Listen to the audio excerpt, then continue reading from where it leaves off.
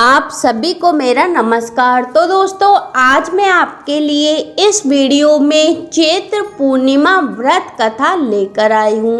काशीपुर नगर के एक गरीब ब्राह्मण को भिक्षा मांगते देखकर भगवान विष्णु जी ने स्वयं ही एक बूढ़े ब्राह्मण के रूप में उस निर्धन ब्राह्मण के पास गए और कहने लगे कि हे प्रिय श्री सत्यनारायण भगवान मनोवांछित फल देने वाले हैं।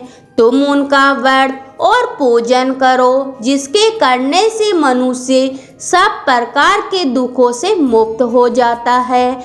इस व्रत में उपवास का भी अपना महत्व होता है, किंतु उपवास से मात्र भोजन न लेना ही नहीं, समझना चाहिए उपवास के समय हृदय में यह धारणा होना चाहिए कि आज श्री सत्यनारायण भगवान हमारे पास ही विराजमान है।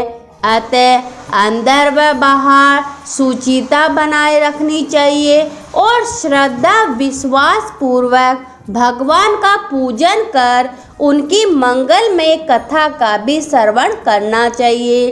श्री सत्यनारायण की कथा बताती है कि व्रत पूजन करने में मानव मात्र का समान अधिकार है, चाहे वह निर्धन, धनवान, राजा या व्यवसाय, ब्राह्मण हो या अन्य वर्ग, स्त्री हो या पुरुष। यही स्पष्ट करने के लिए इस कथा में निर्धन ब्राह्मण, गरीब लकड़हारा, राजा उल्कामुख, धनवान व्यवसाय, साधु वैश्य, उसकी पत्नी लीलावती, पुत्र कलावती, राजा तुंगध्वज एवं गोप गणों की कथा का समावेश है। इस कथा के अनुसार जैसे लकड़हारा, गरीब ब्राह्मण, उल्कामुख, गोप गणों सुना कि यह व्रत सुख, सौभाग्य, संपत्ति देने वाला है, तो सुनते ही श्रद्धा, भक्ति तथा प्रेम के साथ सत्य व्रत का आचरण करने में लग गए और फल स्वरूप सुख भोग कर परलोक में मोक्ष के अधिकारी हुए।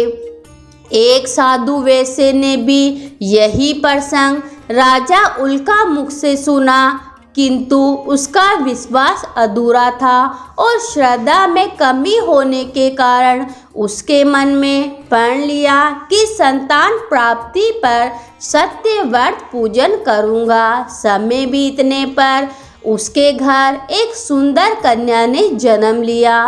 पत्नी ने व्रत की याद दिलाई तो उसने कहा कि कन्या के विवाह के समय करेंगे। समय आने पर कन्या का विवाह हो गया, किंतु उस वैश्य ने व्रत नहीं किया। सभी वह अपने दामाद को लेकर व्यापार के लिए चला गया।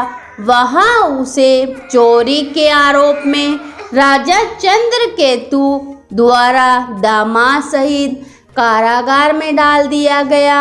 उसके अपने घर में भी चोरी हो गई। पत्नी लीलावती और पुत्र कलावती भिक्षावर्ती के लिए विवश हो गई। एक दिन कलावर्ती ने किसी के घर श्री सत्यनारायण का पूजन होते देखा और घर आकर माँ को प्रसाद दिया। तब माँ ने अगले दिन श्रद्धा से व्रत पूजन कर भगवान से पति और दामाद के शीघ्र वापस आने का वरदान मांगा। श्री हरि प्रसन्न हो गए और स्वप्न में राजा को कह दिया कि वह दोनों बंदियों को छोड़ दे, क्योंकि वह निर्दोष हैं। राजा ने अगली सुबह उनका धन धान्य तथा प्रचुर द्रव्य उन्हें देकर विदा किया।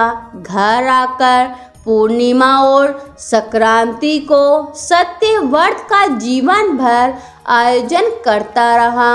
परिणाम स्वरूप उसे सांसारिक सुख भोगकर मोक्ष प्राप्त हुआ। इसी प्रकार एक राजा तुंगध्वज ने वन में गोपगणों को श्री सत्यनारायण भगवान का पूजन करते देखा, किंतु अभिमान की वजह से राजा न तो पूजा स्थल पर गया, न दूर से ही प्रणाम किया और न ही गोपगणों द्वारा दिया प्रसाद ग्रहण किया।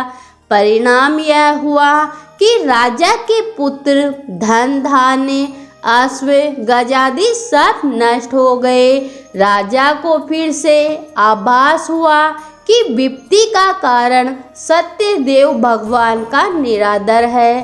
तब उसे बहुत पश्चाताप हुआ। वह तुरंत वन में गया और गोपगणों को बुलाकर उनसे सत्यनारायण भगवान की पूजा विधि पूछी और बाद में पूजा भी की। फिर उसने उनसे प्रसाद भी ग्रहण किया तथा घर आ गए। उसने देखा कि विपत्ति टल गई और उसकी सारी संपत्ति तथा जन सुरक्षित हो गए। राजा प्रसन्नता से भर गया और अपना राजस्व भगवान को अर्पित कर दिया। तो प्रेम से बोलिए श्री सत्यनारायण भगवान की जय हो।